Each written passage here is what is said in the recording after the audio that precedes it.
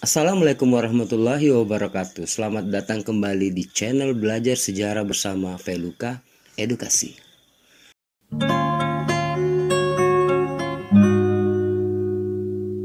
Nah, dalam video sebelumnya kita sudah belajar tentang masa praksara dan masa prasejarah, seputar awal terbentuknya bumi, teori Big Bang, dan pembabakan masa praksara mulai dari terbentuknya bumi sampai masa Neozoikum di mana diperkirakan manusia mulai ada dan hidup di permukaan bumi.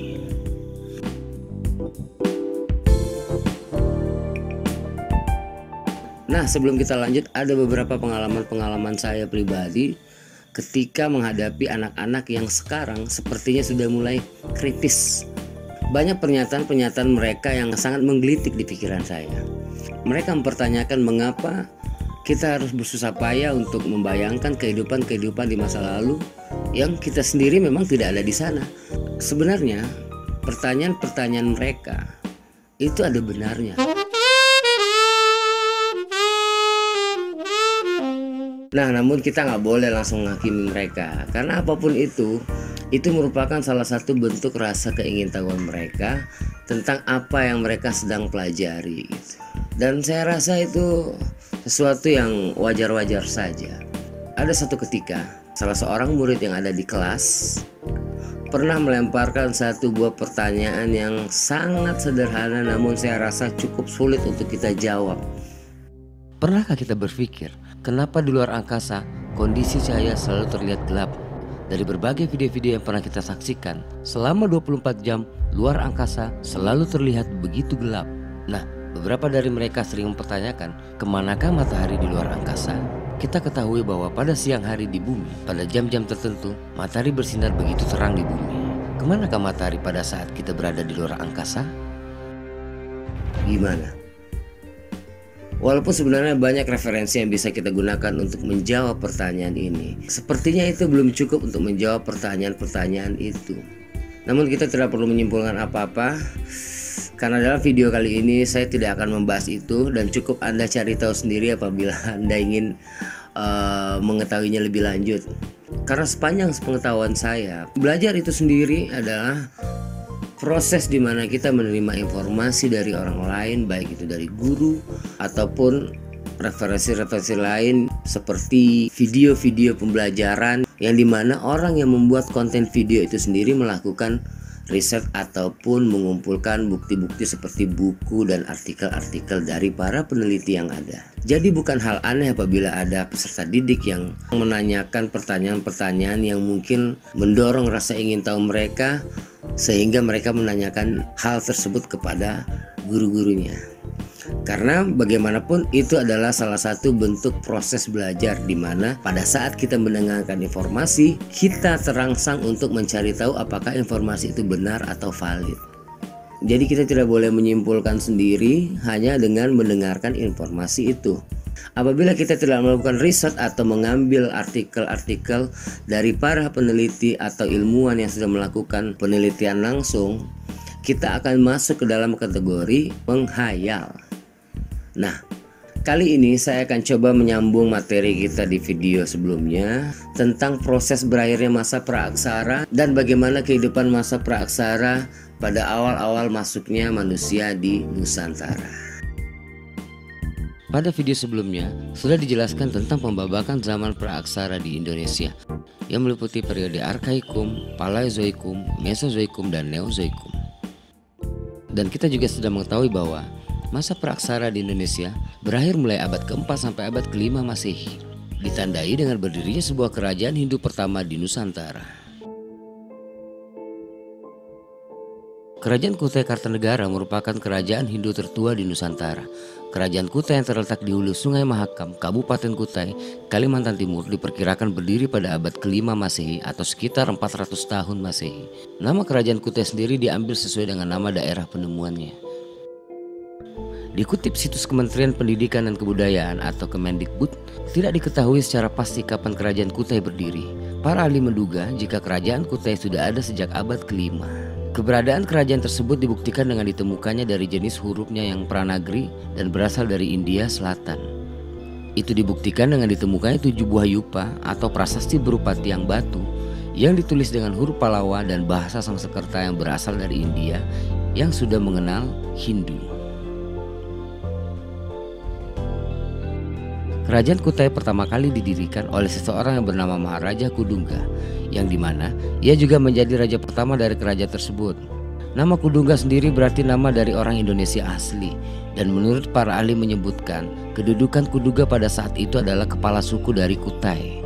Kerajaan Kutai ini masuk ke dalam kategori salah satu kerajaan Hindu tertua yang ada di Indonesia.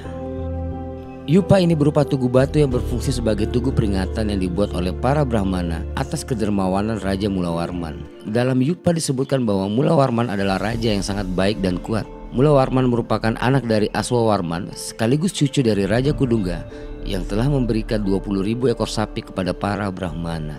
Beliau memiliki 3 anak termasuk Mulawarman yang terkenal sebagai raja yang terbesar di kerajaan ini. Raja Mulawarman memeluk agama Hindu dan mempunyai tempat suci yang dinamakan Waprakeswara.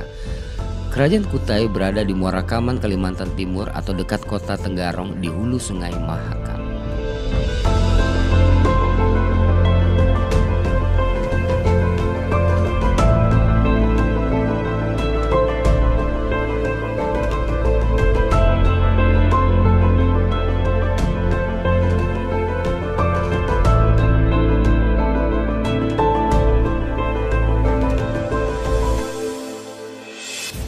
Untuk mengetahui asal-usul dan persebaran nenek moyang bangsa Indonesia, kita bisa mengambil pendapat dari beberapa para ahli yang sudah melakukan penelitian mengenai asal-usul dan persebaran nenek moyang bangsa Indonesia.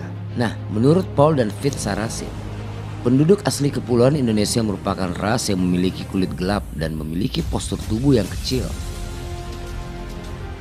Pada awal proses masuknya manusia ke Nusantara, ada beberapa suku bangsa yang mengawali kedatangan manusia ke daerah Nusantara. Yang pertama adalah suku bangsa Veda.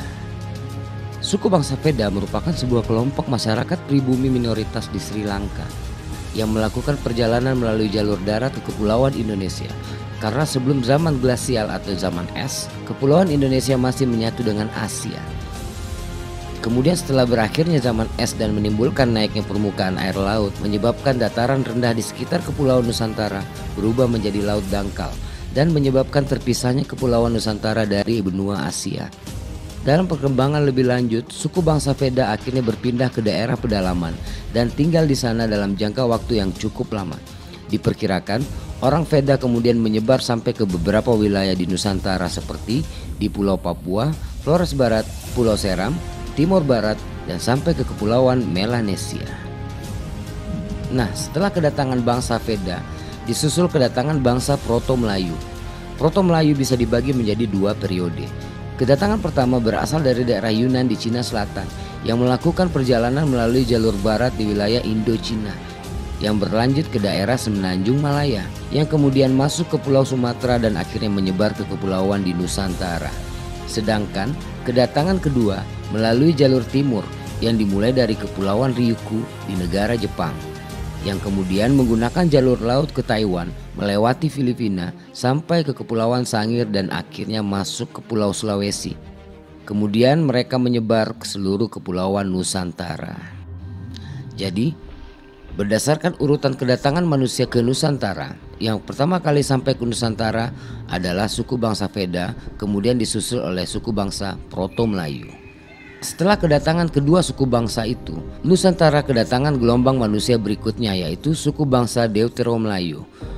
Deutero-Melayu merupakan suku bangsa yang asalnya dari Indo-Cina Utara, yang kemudian masuk ke Indonesia melalui Semenanjung Malaya dan masuk ke Pulau Sumatera, kemudian menyebar ke hampir seluruh pulau yang ada di Indonesia.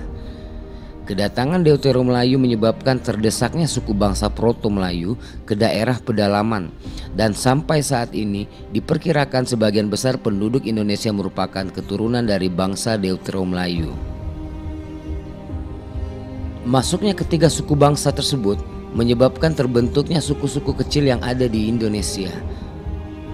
Bangsa Veda sendiri merupakan akar dari suku bangsa Lubu, Kubu, Talang Mama di Pulau Sumatera dan Toala di Pulau Sulawesi.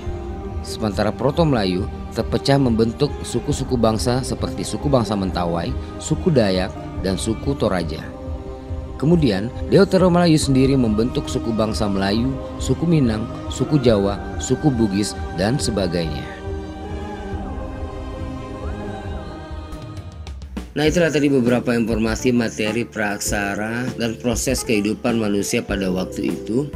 Dan sekali lagi saya sampaikan bahwa belajar adalah menerima informasi kemudian mencari tahu kebenarannya melalui dua hal.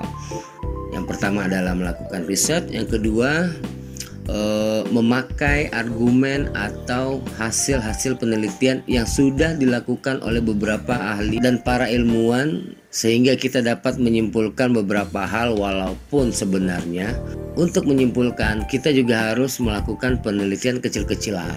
Dan sekali lagi terima kasih sudah menyaksikan video ini. Buat adik-adik di rumah, silakan mulai mencari referensi-referensi lain di internet untuk dijadikan bahan perbandingan pada materi kali ini. Sekian, terima kasih. Assalamualaikum warahmatullahi wabarakatuh.